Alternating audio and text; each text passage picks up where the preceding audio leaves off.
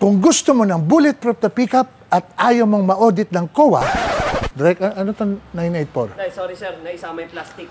Plastic ng ano? Plastic nung... Puta, room number mo yata ito eh. Ano, saan ka nang galing? Ano to? Sorry sir, sorry. Ha? Anong hotel yan? Kung ayaw niyong ma-audit ng COA, ito bilhin niyo.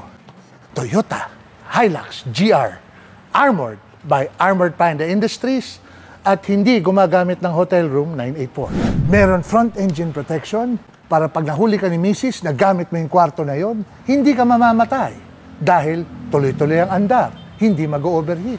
Meron ito, hindi pa namin alam kung ano yan, pero mukhang mahal, kaya nga siya GR. 17-inch wheels na unique lang para sa GR at run flat inserts para again, pag niratrat ni Mrs. ang goma mo, makakatakbo ka pa. Para bukas, pwede ka mag-sorry.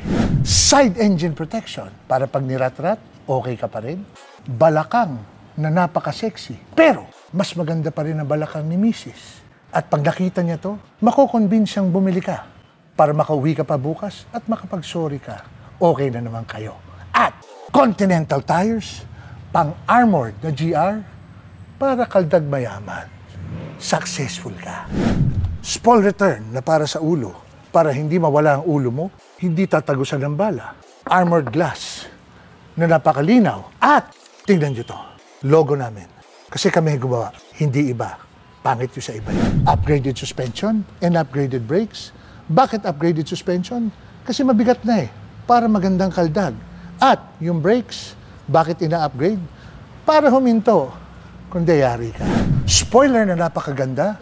Bakit meron yan? Hindi ko alam. Toyota naglagay niyan eh. Pero, yung salamin sa likod, pinapalitan ng amin ng armored glass. Hindi ka pareho ng iba, tinatapalan ng bakal. Bakit? Cheap kasi sila. Tayo hindi. Ito, yung Armored Panda, Toyota Hilux GR. Pasado sa COA, pasado kay Mrs. Para lagi siyang nasa mood at love na love ka niya. Kasi gusto ni King Panda, safe ka. Pero, wag yung mga asshole. Ayoko silang tumawag.